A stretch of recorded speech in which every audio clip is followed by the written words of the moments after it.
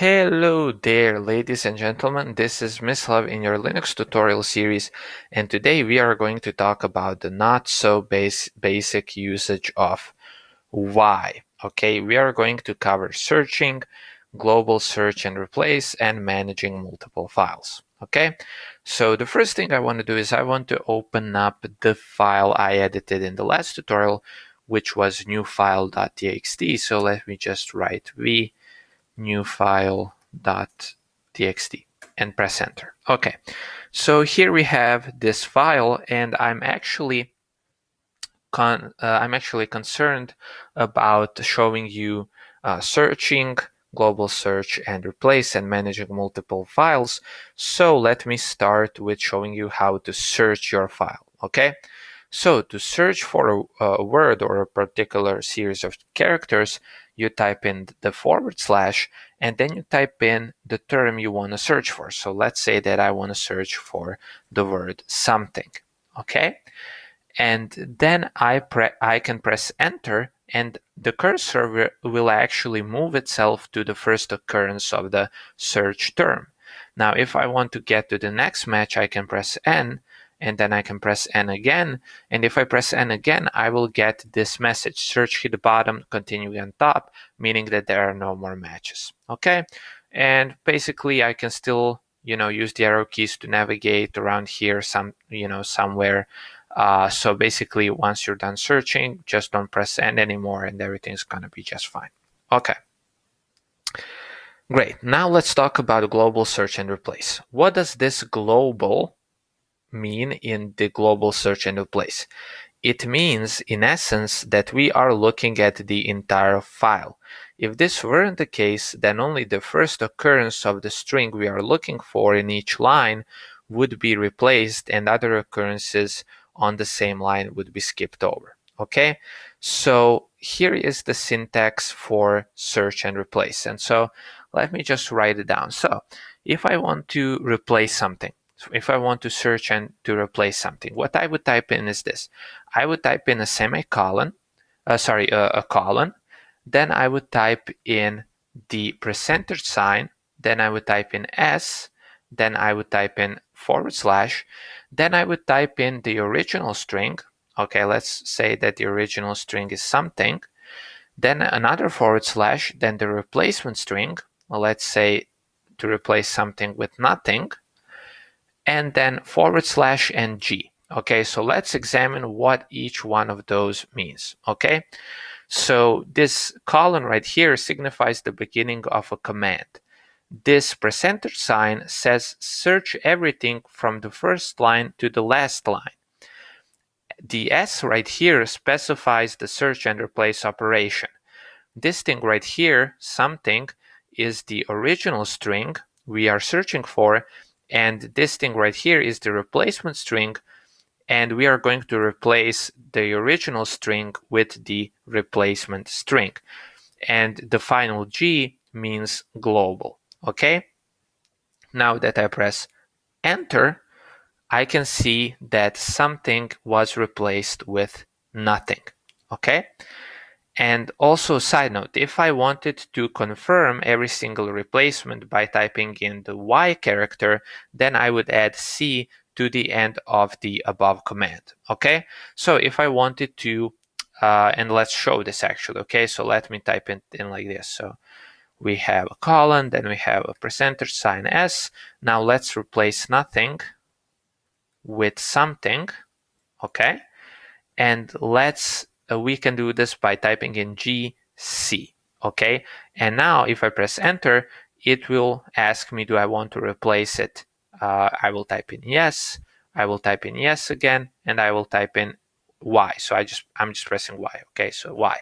And basically this, I apologize for this, Y actually means yes. Okay, and you have some other options, but basically just remember Y means yes. Okay, now let's talk about how to manage multiple files.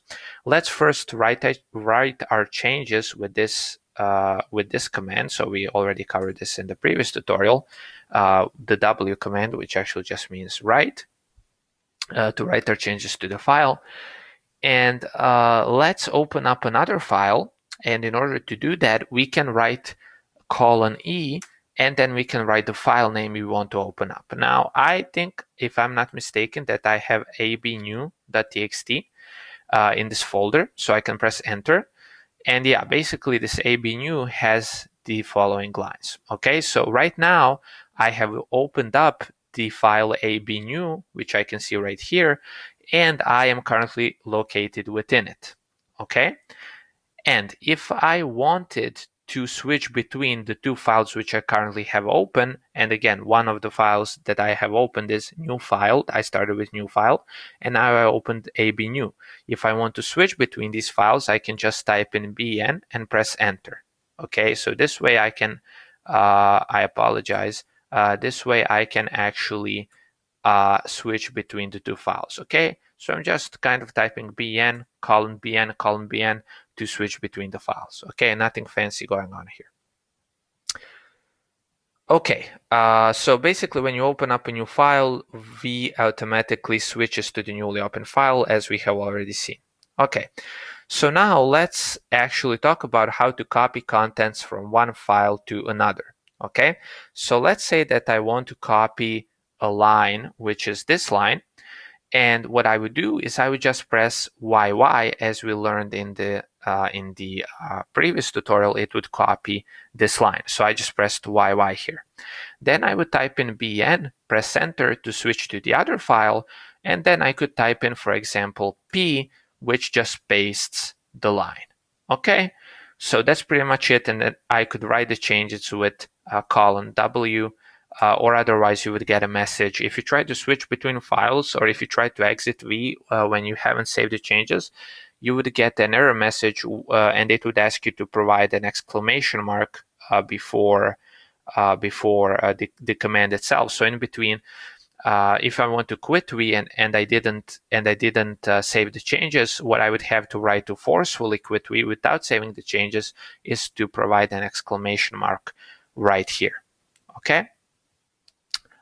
So that's what I wanted to say here.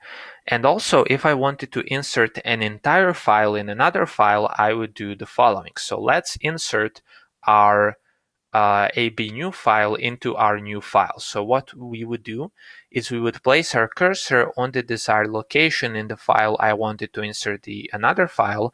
I would type in :R, and then I would type in the file I want to insert. Okay, and I would press enter, and basically I would insert the file below that line. Okay, so my cursor was placed here and the entire file was placed here. Okay, so we just covered these, and basically if I also wanted to say for the end, if you wanted to write and quit at the same time, you can obviously write W and then press enter, and then type in Q and press enter, or you can just write and quit by writing WQ at the same line and just press enter. Okay, and in this way we have saved changes and quit at the same time. And again, the exclamation mark, you can get an error message if you forget to write your changes, and if you want to exit without saving the changes, you can just use the exclamation mark in between the colon and the letter of the command you are using. Okay, so this concludes our why journey. Why is actually not really intuitive. In order to to be really honest with you, I really think why is not really that intuitive. And this tutorial has been modeled after Shots, the same as the last tutorial, Gentle Introduction to Why, which you should be able to find in the references in the description of this video. Or you can actually Google the Linux command line William Shots. It's available online for free. And there's a chapter which is titled A Gentle Introduction to Why, which this tutorial was modeled on. Okay, so I'm just giving credit because it's a very, very good book chapter. Okay, yeah, that's pretty much it for today, guys. So I hope you learned why. I hope that you kind of got the hang of it. These are the basics, and not so much basics anymore, but they're still pretty basic things. And there's a lot more to why. There's people who use why and they're really efficient in it, and they're super efficient. But I personally am not one of those people. And so this is where we stop. Okay, so thank you for watching, and I will see you in the next tutorial.